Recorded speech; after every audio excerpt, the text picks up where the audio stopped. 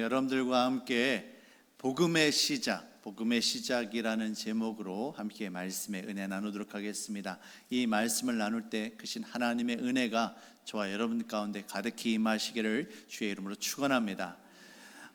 앞으로 여러분들과 함께 이제 몇 주가 될지는 모르겠습니다만 이제 마태복음의 말씀을 이제 주일 예배 시간에 함께 살펴보도록 하겠습니다. 오늘은 이제 마태복음의 첫 시간이 되어집니다.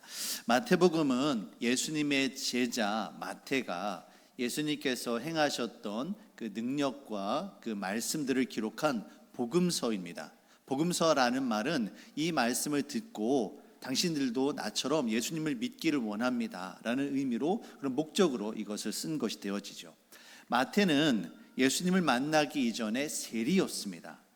당시 로마의 지배를 받고 있었던 유대 사회에서 세리라는 직업을 가진 사람은 사람들로부터 인정을 받지를 못했습니다. 오히려 매국노라고 유대인들의 고열을 정말 빨아가지고 그걸 뺏어서 로마 황제에다 바치는 그런 악한 존재로 여겼던 것이 당시 사회에서 세리라는 사람들이었습니다.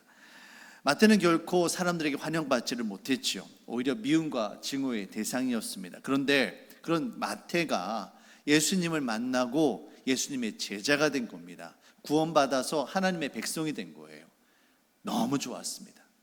마태는 자신이 구원받은 것이 너무나도 기뻤어요.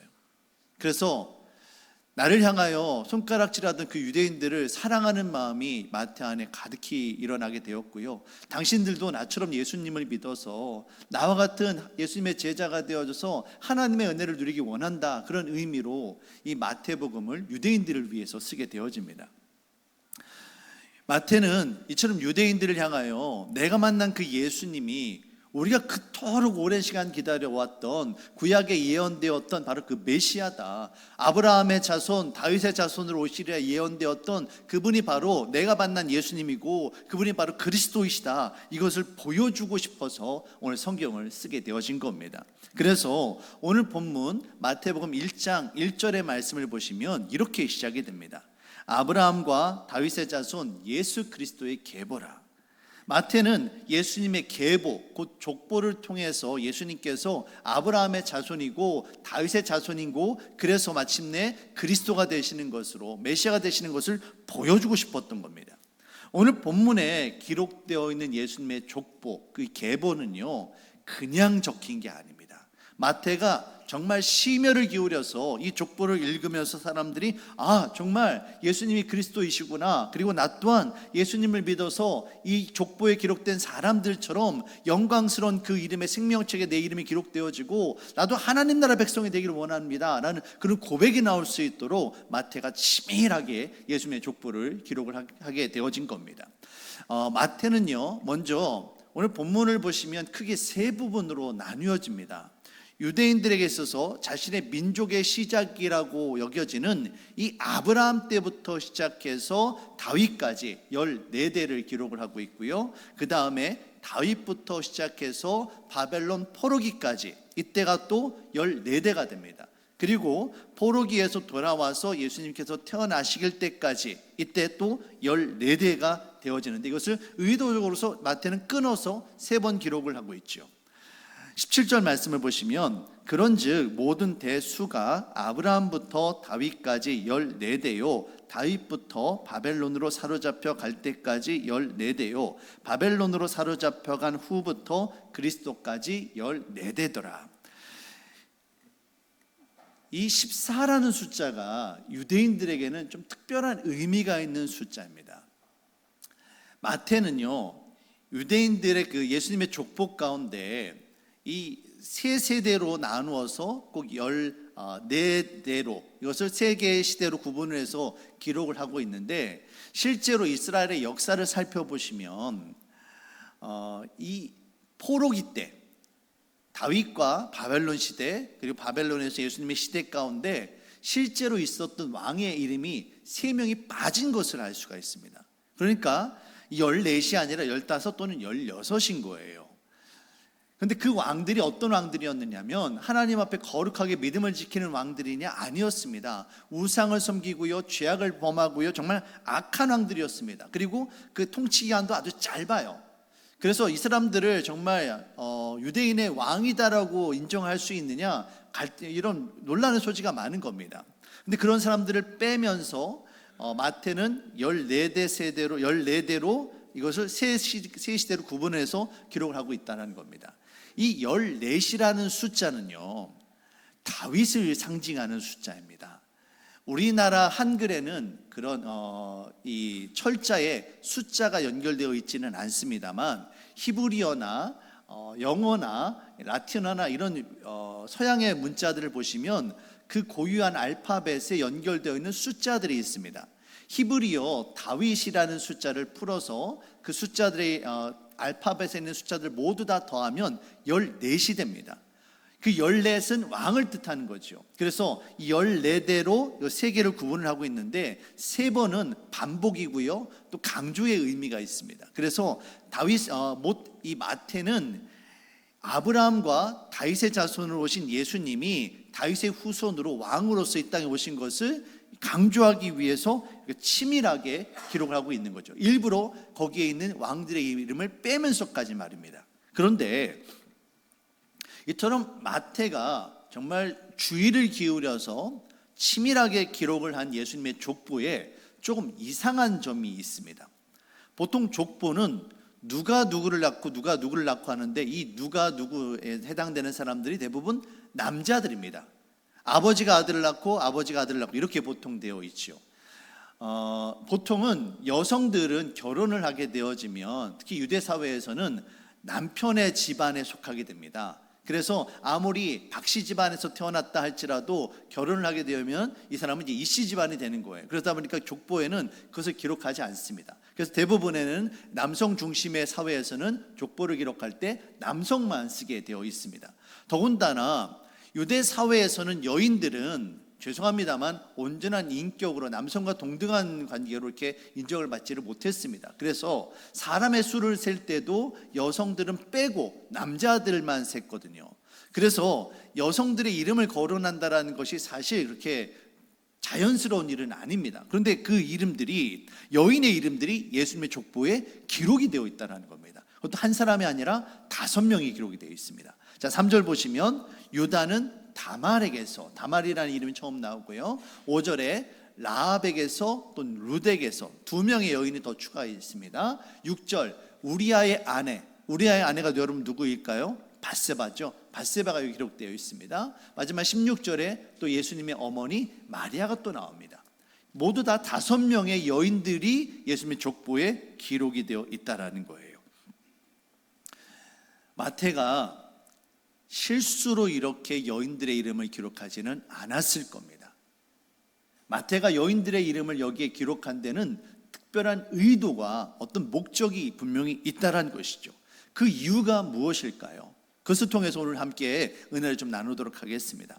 첫 번째로 우리는 마태가 기록한 그 이름들을 살펴보면서 예수님의 족보에 기록된 이 모든 사람들이, 그리고 우리가 모든 그 복음 앞에 초청받은 우리 모두가 다 죄인이며 하나님 나라 백성이 될 수 없는, 자격이 없는 그런 자들임에도 불구하고 주께서 우리들을 하나님 나라 백성 삼아 주셨다라는 것을 깨닫게 되어집니다. 예수님의 족보에 기록된 인물들, 여성들뿐만이 아닙니다. 남성들도 사실 각자의 삶을 들여다보면 정말 우여곡절들이 많고요, 부족한 점들이 분명히 있었어요. 하지만 특별히 여성들은 족보에 이름을 올릴 자격이 없는 자들이거든요. 근데 그 여인들의 그 스토리, 그 사연을 살펴보면 정말 기가 막힙니다. 첫 번째로 나오는 다말은 어떤 사람입니까?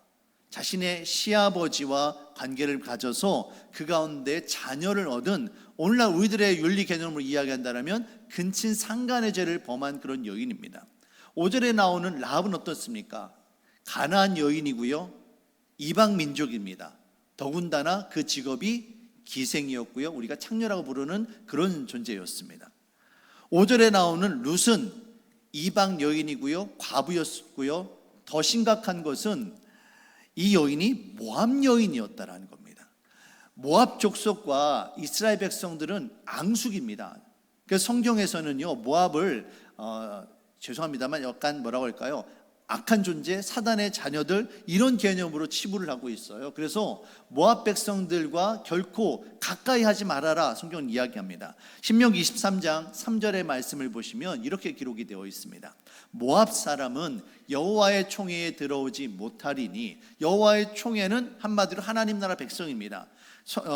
성막에 들어와서 주님 앞에 예배드리고 죄 용서함 받고 하나님의 은혜를 누리며 살아가는 사람들을 일반적으로 여호와의 총회라고 불러요. 근데 모압 사람들은 여호와의 총회에 들어오지 못한다라고 합니다. 그런데 그들이 얼마나 못 들어오느냐?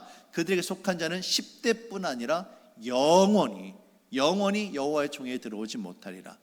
한마디로 뭡니까? 모압 사람들, 너희들은 하나님의 은혜 받을 자격이 없는 사람들이야. 너희는 하나님 나라 백성이 될 수 없어. 끊어낸 사람들이 바로 모압이라는 겁니다. 근데 그런 모압 여인이 바로 룻이었어요. 6절에 나오는 우리아의 아내, 우리는 밧세바라는 것을 너무나도 잘 압니다. 밧세바는요, 이스라엘 역사 가운데 죄송합니다만 가장 그 남성들로부터 인해요 좀 손가락질을 받는 그런 사람입니다. 그 위대한 왕 다윗을 정말 유혹해가지고 간음하게 빠뜨리고 시험에 빠뜨린 그런 죄로 그렇게 누명을 쓰고 억울하게 죄에 손가락질을 받는 여인이 바로 밧세바예요. 오늘 성경에서도 이 마태가 일부러 밧세바라는 이름 대신에 우리아의 남편, 우리아의 아내라고 이것을 표현을 하고 있습니다. 그건 무슨 얘기입니까? 다른 남편의 아내라는 거예요. 다윗의 아내가 아니라 다윗이 아니라 다른 사람의 우리아라고 하는 아내에게서 그런 부적절한 관계에서 예수님의 조상이 되어지는 솔로몬이 태어났다, 이 이야기를 하고 있는 겁니다. 16절에 나오는 마리아는 여러분 어떻습니까? 우리 믿음의 사람들이야 동정녀 탄생을 믿고 얼마나 거룩한 존재인가 인정하지만, 믿지 않는 세상 사람들의 눈에서 볼 때는 결혼도 안 한 처녀가 애 아빠가 누구인지도 모르는 그 아이를 임신해서 아들을 낳았다, 이건 말할 것도 없이 돌에 맞아 죽을 이야기가 되어지는 겁니다. 만약에 정말 예수님의 족보에 마태가 여인들의 이름을 넣고 싶었다라면 이 여인들 말고도 대신 넣을 수 있는 이름들이, 좋은 이름들이 얼마든지 많습니다. 대표적으로 아브라함의 아내 사라, 복음에 딱 시작을 하면서 아브라함이 사라를 통해서 이삭을 낳고 얼마나 좋아요. 근데 사라가 없어요. 리브가도 없습니다. 오히려 유대인 자녀, 유대인이 아니라 이방 여인이거나 사람들로부터 손가락질 받아 마땅한 부도덕한 그런 죄 많은 여인들의 이름을 여기에 기록하고 있다는 겁니다. 여러분, 왜 그랬을까요? 우리는 이 사실을 통해, 이 5 여인의 이름을 통해 우리는 모두가 다 죄인이며, 이 여인들뿐만이 아니라 우리가 모두가 다 죄인이고 하나님 나라 백성이 자격이 될 수 없다라는 사실을 깨달아야만 합니다. 그럼에도 불구하고 하나님께서 그들을 하나님 나라 백성 삼아 주셨고 예수님의 그 족보의 그 거룩한 이름에 그들의 이름을 올려놔 주셨다라는 것은요, 모두가 다 하나님의 은혜가 아니고서는 설명이 되지 않는 거예요. 그 여인들의 이름이 예수님의 족보에 기록이 되어진 것처럼 우리 또한, 이 말씀을 읽는 우리 또한 이 복음을 받아들이게 되어질 때 우리가 아무런 자격도 없고 능력도 없지만 그럼에도 불구하고 우리 또한 하나님의 자녀가 될 수 있다. 마태는 바로 이 이야기를 하고 싶은 겁니다. 로마서 3장 23절에서 24절 말씀입니다. 모든 사람이 죄를 범하였음에 하나님의 영광에 이르지 못하더니 그리스도 예수 안에 있는 구속으로 말미암아 하나님의 은혜로 값없이 의롭다 하심을 얻은 자 되었느니라. 모두가 다 죄인입니다. 그런데 그런 우리들이, 하나님의 영광에 이를 수 없었던 우리들이 예수님의 은혜로 말미암아 죄 용서함 받았고 그 이름이 여기에 기록될 수 있었다는 거예요. 사랑하는 성도 여러분, 저와 여러분들을 사랑하시는 그 아버지 하나님의 은혜에 감사하시길 바랍니다. 우리 모두가 다 죄인입니다. 멸망할 수밖에 없는 사람들이었습니다. 그럼 우리들을 주께서 용서해 주셨고 하나님 나라 백성 삼아 주셨고 이제 우리의 이름이 하늘나라 생명책에 기록되어 있음을 여러분 믿으시길 바랍니다. 그 은혜에 감사할 때 우리 안에 정말 구원의 능력이 충만히 임할 줄로 믿습니다.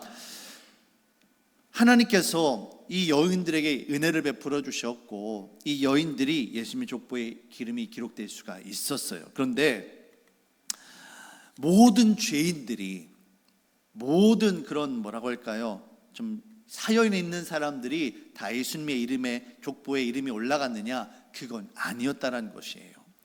이 5 여인들이 예수님의 족보의 이름에 올린 것은 나름대로의 이유가 있었을 겁니다. 이 5 여인들의 이야기를 살펴보면요, 여러 가지 좀 상황들이 있습니다. 하지만 그 중에 하나 가장 두드러지게 나타나는 특징은 무엇이냐면, 이 5 여인들이 모두가 다 주어진 하나님의 말씀 앞에 믿음으로 순종한 사람들이라는 겁니다. 중요한 것은요, 언약의 말씀이 있었어요. 이 마태복음은 하나님의 말씀입니다. 하나님의 말씀이 우리들에게 주어졌어요. 근데 이 말씀을 그냥 듣고 흘려보내는 것이 아니라 이 말씀을 내가 믿음으로 받아들이고 믿음 앞에 순종한 여인들이 바로 이 5 여인이라는 겁니다. 먼저 다말의 경우를 보시면 여호와 하나님께서 아브라함에게 특별한 축복을 주십니다. 내가 너를 복의 근원 삼겠다, 너에게 복을 주어서 많은 자녀를 주겠다, 땅에 축복을 주겠다라고 약속해 주셨습니다. 이 아브라함의 축복이 그의 자녀인 이삭과 야곱에게 전해졌고요, 그리고 야곱에게서 유다로 전해지게 됩니다. 원래 이삭의 장자는 야곱이 아니라 에서입니다. 근데 에서가 장자의 축복권을 소홀히 여겼고 야곱에게 하나님의 그 축복권이 전해지지요. 또 마찬가지로 야곱의 장자는 루벤입니다. 그런데 루벤이 아니라 유다에게 그 장자의 축복권이 전해져요. 유다는 자기 아버지를 통해서 하나님께서 우리의 가문을 축복하시고 우리의 가문을 통하여 하나님께서 놀라운 은혜를 베풀어 주실 것이라는 이 말씀을 들었습니다. 그리고 들었고 그것을 지켜 행해야 될 어떤 장자로서의 사명이 유다에게는 분명히 있었어요. 그런데 유다는 그렇게 하질 않았습니다. 유다에게 3 아들이 있었습니다. 이 3 아들과 다말에 대한 이야기는 여러분께서 아실 겁니다. 첫째 아들 엘과 둘째 아들 오난이 가문을 이어야 된다라는 이 말씀을 지켜 행한다라는 그 책임이 있음에도 불구하고 그들이 이것을 사명을 다하지 않습니다. 그래서 이 마지막 되어지는 이 셀라를 이 유다가 다말에게 주어서 다말을 통하여 자녀를 이어야 되는데 유다가 그렇게 하지 않죠. 이 다말을 자신의 친정으로 돌려보냅니다. 좋게 말해서 돌려보낸 것이 사실 쫓아낸 거죠. 너 때문에 내 아들 둘이 죽었다. 그러면서 이 유다가 셀라를 자신의 집으로 돌려보냅니다. 유다가 정말 하나님의 말씀을 붙잡고 있었다라면, 하나님의 언약 앞에 순종하는 사람이었다라면 셀라와 다말을 통해서 자녀를 낳게 해야만 했습니다. 그렇게 해서 하나님의 대가 흘러갈 수 있도록 해야 됐죠. 하지만 유다는 그렇게 하지 않습니다. 셀라는 자신의 집으로 돌아가서 그 버림받은 수치심과 하나님 앞에 이 언약의 말씀을 지켜 행하지 못했다라는 그런 죄책감으로 힘든 시간들을 보냅니다. 하지만 그럼에도 불구하고 다말에게는 하나님의 언약에 대한, 하나님께서 주신 언약에 대한 분명한 믿음과 확신이 있었습니다. 그래서 어떻게 하느냐면 나중에 시간이 지나서 이 유다가 축제 기간 동안에 마을을 찾아왔을 때 다말이 자신의 얼굴을 가리고 창녀의 모습으로 이 유다를 찾아갑니다. 그리고 유다의 관계를 통해서 아이를 낳게 되죠. 나중에 다말이 아이를 가졌다는 소식을 듣고 유다가 다말을 죽이려 합니다. 이때 다말이 유다에게 당신이 맡겨놓았던 그 증표를 보여주며 그 이야기를 하죠. 성경에는 이 이야기를 제가 더 장황하게 말씀드리기는 어렵습니다만 그런 얘기예요. 다말이 유다를 향해 했던 이야기는, 당신은 여호와 하나님께서 주신 언약의 말씀을 들었음에도 불구하고 그 언약을 지켜 행해야 될 책임이 있음에도 불구하고 그것을 지켜 행하지 않았다, 가볍게 여겼다. 하지만 나는 무엇보다도 언약의 말씀을 소중히 여겼고 이 언약의 말씀을 지켜 행하기 위해서 내가 비록 창녀가 되어지는 사람들로부터 수모를 당하는 그런 정말 모욕을 당할지 몰라도 나는 하나님의 말씀을 지켜 행하기를 원한다. 그래서 이런 일이 일어났다라고 이야기를 하는 겁니다. 이 이야기를 듣고 유다가 뭐라고 합니까? 다말을 향하여, 다말의 그 믿음에 대하여 다말이 자신보다 더 의롭다라고 고백을 합니다. 다말은 하나님께서 주신 언약의 말씀이 있었습니다. 이 언약의 말씀 앞에 순종하는 사람이었고요, 이것을 지켜 행하기 위해서 자신이 수모를 당하는 것까지 무릅쓰고 이것을 감당했던 사람이 바로 다말이었던 겁니다. 둘째 나오는 라합도 마찬가지입니다. 여리고성에 있었던 기생 라합이 정탐꾼들을 숨겨주고 그들을 감춰줬던 이유가 뭡니까? 이 라합에게는 하나님의 말씀이 있었어요. 라합이 그 정탐꾼들 향해 하는 이야기가 내가 하나님에 대한 말씀을 들었다라는 거예요. 하나님께서 어떻게 이방 민족들에게 역사하셨는지, 얼마나 놀랍도록 이스라엘 백성들을 이끄시는지 내가 들었다라는 겁니다. 듣고 그 말씀 앞에 고백하며 당신들이 이 성을 점령하게 되어질 때 나를 구원하여 주십시오. 내가 비록 죄 많은 인간이고 이방 여인이고 진멸의 대상이지만 하나님 앞에 내가 구원을 받기를 원합니다. 나를 구원하여 주십시오. 이 믿음으로 고백하여질 때 여호와 하나님께서 이 가나안의 정탐꾼과 여호수아를 통하여 이 라합과 그의 가족들을 구원할 것을 허락해 주셨다는 겁니다. 라합에게는요, 하나님의 말씀을 들었고요, 그 말씀 앞에 반응하는 믿음이 있었다는 겁니다. 그 믿음이 있었기 때문에 자신의 민족 여리고를 배신하고 이스라엘 백성들을 선택하는 일생일대, 이스라엘이 아니죠, 여호와 하나님을 선택했던 겁니다. 하나님을 선택함으로 말미암아 자신과 자신의 온 가족들이 구원을 받을 수 있는 은혜를 누리게 되어집니다. 세 번째, 룻도 마찬가지입니다. 룻은 모압 여인으로 과부였습니다. 자신의 어머니 시어머니 나오미가 있었죠. 나오미가 자신의 집 베들레헴으로 돌아가려고 할 때 자신의 며느리들을 부릅니다. 그러면서 내가 너희들 책임질 수 없으니 너희들 이제 각자 집으로 돌아가라, 각자의 인생을 살아라 라고 합니다. 첫째는 자신의 집으로 돌아가요. 근데 나오미는 어떻게 합니까? 나는 어머니와 함께 어머니의 하나님을 섬기겠다라고 선택을 하고 베들레헴으로 돌아옵니다. 아까도 말씀드렸던 것처럼 모압 사람들은요, 이스라엘 백성들로부터 인정을 받지 못합니다. 손가락질을 받아요. 더군다나 과부예요. 어려운 삶입니다. 다시 베들레헴으로 돌아와서 자신의 어머니 시어머니를 돌봐야 되고요, 이 룻이 결코 평탄한 삶을 살지 않았습니다. 그런데 이 룻이 보아스를 만나게 되고 보아스와 결혼을 하게 되어져서 자녀를 낳게 됩니다. 그런데 중요한 것은 이 룻이 어떻게 보아스를 만나고 어떻게 보아스와 함께 결혼할 수 있었느냐라는 겁니다. 여러분, 그것이 무엇입니까? 바로 이 기업을 물을 자, 고엘이라고 하는 율법의 말씀이 있는데, 이 보아스가 약속을 지켜 행할 자가 되어지는 겁니다. 이 룻이 이 약속의 말씀을 몰랐다라면, 무엇보다도 이 약속의 말씀을 믿지 않았다라면 쉽게 보아스에게 나가지 못했을 겁니다. 이 룻에게는요, 이 약속의 말씀을 믿는 믿음이 있었습니다. 그리고 이 약속의 말씀을 붙잡고 보아스에게 나갔고, 그렇게 해서 보아스를 통하여 은혜를 입어서 다윗의 할아버지가 되는 오벳을 낳을 수가 있었던 것이죠. 네 번째로, 우리아의 아내 밧세바도 마찬가지입니다. 우리는 우리아의 아내 밧세바 하면 이 다윗과의 관계에서 이제 태어난 솔로몬을 생각하게 됩니다.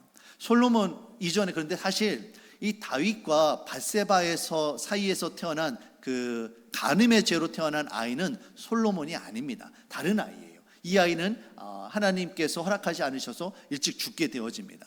나중에 이 밧세바가 다윗과의 관계에서 솔로몬을 낳게 되죠. 근데 중요한 것은 이 나중에 솔로몬이 왕위를 이을 때입니다. 당시 다윗의 아들 가운데 솔로몬보다 더 위의 세대고요, 사람들 앞에 인기가 더 많고요, 누구나 다 왕이 되리라 기대하고 있었던 아도니아라고 하는 왕자가 있었습니다. 이 아도니아가 자신이 왕이 되려고 반란을 일으키려고 합니다. 이때 이 아도니아가 왕이 되면 그 밑에 있는 형제들은 어떻게 될까요? 대부분 다 죽게 되는 겁니다. 그래서 솔로몬의 어머니인 이 밧세바가 선지자 나단과 함께 다윗을 찾아가서 솔로몬이 왕이 될 수 있도록 허락해달라고 요청을 해요. 그런데 중요한 것은 이때 밧세바가 단순하게 좀 우리를 좀 불쌍히 여겨서 당신의 아들 이 솔로몬을 왕위로 세워달라고 한 것이 아니에요. 이 밧세바가 다윗에게 그것을 요구할 수 있었던 정당한 이유가 있었습니다. 그것은 무엇이냐면, 다윗이 밧세바를 통하여 하나님의 말씀을 이 솔로몬을 왕위로 세울 것을 약속해 주었다는 거예요. 솔로몬을 왕으로 세울 것을 약속한 그 말씀이 있었습니다. 이 말씀이 있었기 때문에 밧세바가 다윗을 찾아갈 수 있었고, 이 말씀을 이루어 주십시오라고 기도할 수 있었다는 겁니다. 그 말씀에 의지하는 간구가 있었기 때문에 솔로몬이 왕이 될 수 있었다는 거예요. 마지막으로 예수님의 어머니 마리아입니다. 여러분, 마리아가 어떻게 예수님의 어머니가 될 수 있었습니까? 중요한 것은 마리아가 대단해서가 아니다라는 거예요. 하나님의 천사가 찾아와서 마리아에게 하나님의 말씀을 전했습니다. 처녀가 잉태하여 아들을 낳을 것이요 그 아들을 그 이름을 임마누엘이라 하리라는 여호와 하나님께서 주신 약속의 말씀이 있었고, 이 약속의 말씀을 마리아가 믿음으로 순종함으로 받아들였다는 겁니다. 누가복음 1장 38절 말씀입니다.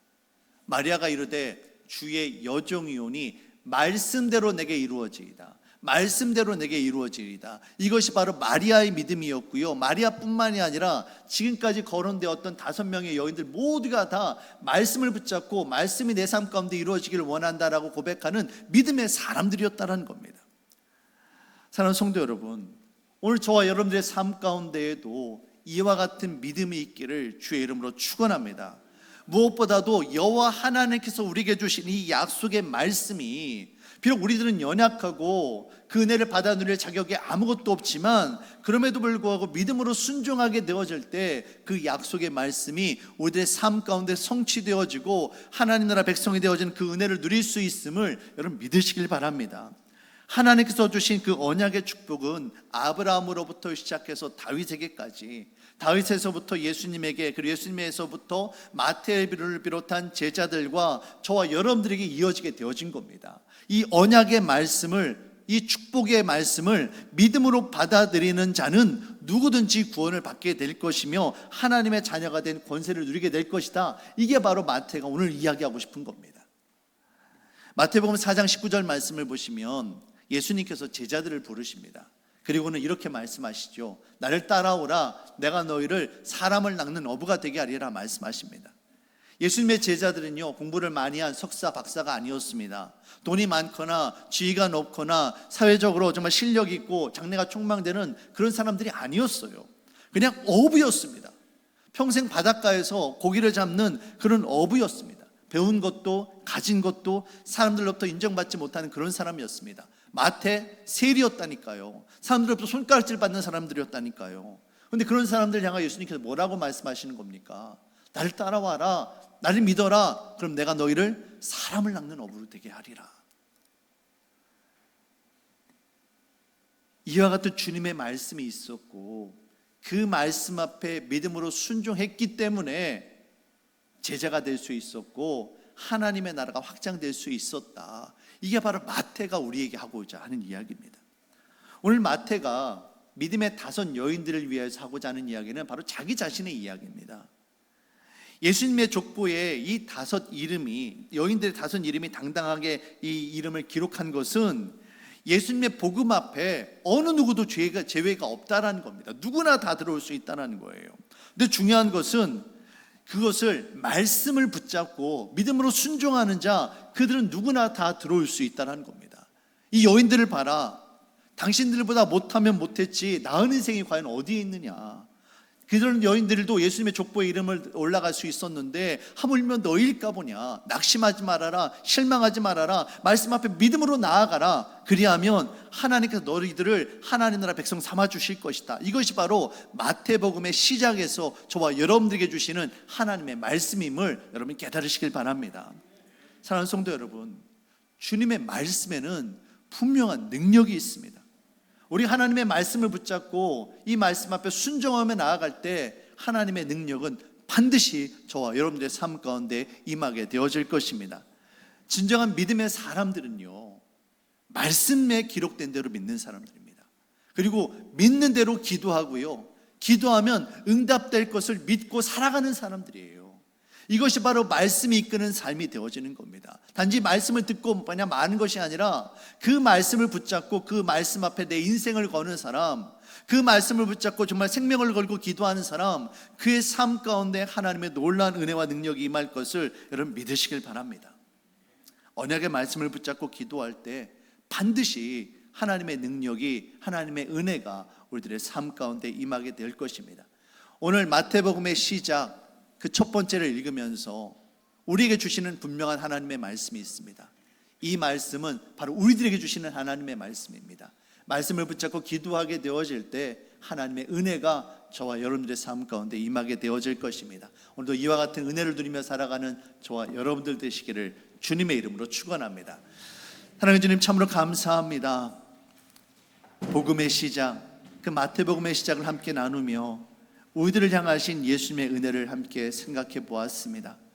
5 여인들 뿐만이 아니라 어느 누구도 예수님 앞에 자격을 이야기할 수 있는 사람은 아무도 없습니다. 그러나 그럼에도 불구하고 주께서는 우리를 불쌍히 여기시고 하나님 나라 백성 삼아 주셨습니다. 우리들에게도 이 5 여인들과 같은 믿음이 있기를 원합니다. 하나님께서 주신 말씀, 그 말씀 붙잡고 기도하게 하여 주시고 그 말씀 붙잡고 하나님 살아갈 수 있도록 주님 인도하여 주시옵소서. 오늘도 주께서 함께 할 줄을 믿습니다. 감사드리며 예수님의 이름으로 기도합니다.